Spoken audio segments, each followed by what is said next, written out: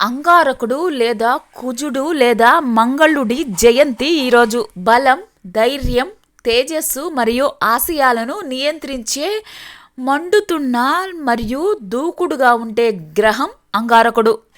మంగళుడి అనుగ్రహం పొందడానికి, మంగళ దోషాన్ని తొలగించుకోవటానికి, సంబంధిత బాధలకు పరిష్కారాలను వెతకటానికి అత్యంత శుభ అవకాశం ఈ అంగారకుడి జయంతి.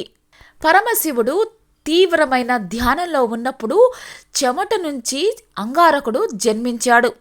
అంగారకుడు జన్మించిన తరువాత శివుడే మంగళ గ్రహంగా గ్రహ ప్రభావాన్ని చూపేలాగా మంగళుడిని అనుగ్రహించాడు. అంగారకుడికి ప్రత్యేక పూజలు చేయటం వల్ల కుజగ్రహం యొక్క ప్రతికూల ప్రభావాలు తగ్గుతాయి.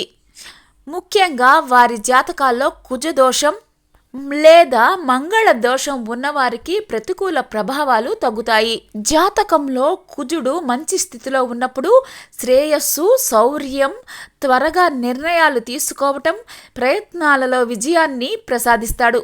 కుజదోషం ఉన్నప్పుడు వివాహాలలో సవాళ్లు, ప్రమాదాలు, ఆస్తి వివాదాలు మరియు అస్థిరతను తెస్తాడు.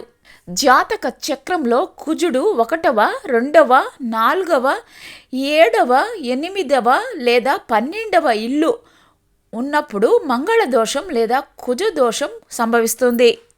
మంగళ దోషం వల్ల వివాహంలో జాప్యం, భార్యాభర్తల మధ్య విభేదాలు, తరచుగా ఆరోగ్య సమస్యలు, ఆర్థిక నష్టాలు, ఆస్తి వివాదాలు, ప్రమాదాలు లేదా గాయాలు ఏర్పడతాయి.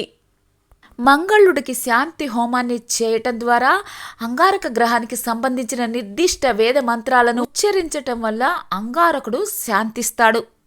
సుబ్రహ్మణ్యుడు, హనుమంతుడు అంగారకుడితోటి దగ్గర సంబంధం కలిగి ఉంటారు.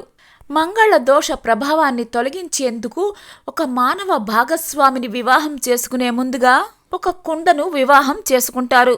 మంగళవారం రోజు ఉపవాసం ఉండడం, బ్రాహ్మణులకు మరియు పేదవారికి ఎర్రటి పప్పులు, ఎర్రటి బట్టలు, రాగి పాత్రలు, స్వీట్లు దానం చేయటం వల్ల ప్రయోజనం కలుగుతుంది. వివాహ సంబంధిత జాప్యాలు మరియు సంఘర్షణల నుంచి ఉపశమనం జరుగుతుంది. శారీరక ఆరోగ్యం మెరుగుపడుతుంది. కష్టాల నుంచి రక్షణ కలుగుతుంది. మంగళ దోషం తొలగిపోవటానికి రాగి లేదా బంగారంతో అమర్చిన పగడపు రత్నాన్ని వేలుకి ధరించాలి. హనుమాన్ చాలీసాను పఠించాలి. రుద్రాభిషేకాన్ని చేయాలి. సుబ్రహ్మణ్య షష్ఠి వ్రతాన్ని ఆచరించాలి.